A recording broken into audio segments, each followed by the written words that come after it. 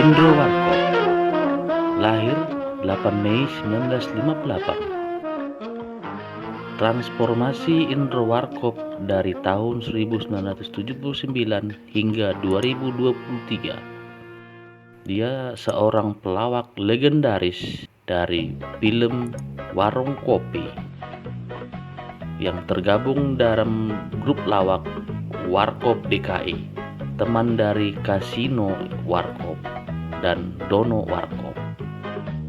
Dia salah satu pelawak dari Warkop yang sering memerankan logat Batak setelah temannya wafat, Nano Warkop.